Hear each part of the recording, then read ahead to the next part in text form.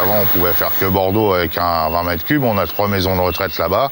À l'heure d'aujourd'hui, on a pu quand même prolonger jusqu'à Dax, étant donné qu'il y a une plus grande capacité de charge et de surface. Maintenant, on fait tout en une fois. C'est un camion formidable. Franchement, on peut faire 2 tournées en une grâce à ce camion-là. Une capacité hors norme par rapport au VL classique, tout simplement. Ouais, c'est vraiment bien. Mais déjà, le fait d'avoir la machine à part de la caisse, déjà, ça ne nous impute pas sur la capacité de chargement. En fait, les maxi cargo, ils ont plus de sacs que les fourgons. On a tout ce qu'il faut vraiment pour bien travailler avec le maxi. Ouais. Donc, non, c'est un beau compromis entre le poids lourd et le fourgon. Ça apporte une vraie souplesse dans l'utilisation au quotidien. Ça répond à une problématique de centre-ville, puisque de plus en plus on a des problèmes d'accès au centre-ville par des poids lourds. Ça répond à une problématique sociale aussi, puisqu'on a de plus en plus de mal à trouver des conducteurs poids lourds.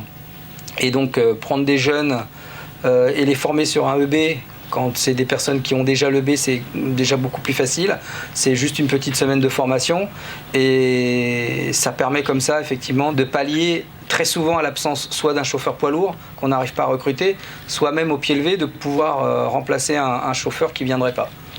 Tout le monde n'a pas le poids lourd, que là, la facilité du permis EB, c'est plus accessible au niveau des entreprises aussi. Je suis content du véhicule, quoi, dans sa capacité, aussi bien sur route que sur le chargement, que le maniement du véhicule. Moi, j'en suis très content et j'aimerais bien qu'on me le laisse, quoi. Il passe partout là où les poids lourds ne peuvent pas passer, que ce soit au-dessus ou en sous-sol. Il est très très maniable, alors que c'est quand même un camion avec une remorque et tout. Donc, comme vous le voyez, on peut faire des petits créneaux sympas dans des petites rues, comme ici dans la rue du Commerce, sur Paris, où il n'y a pas beaucoup de place. Là, on reste quand même sur du véhicule léger, et donc avec des prix au niveau des véhicules, des consommations de carburant qui restent maîtrisées. Je pense qu'il y aura certainement d'autres unités de projection qui travailleront avec vous.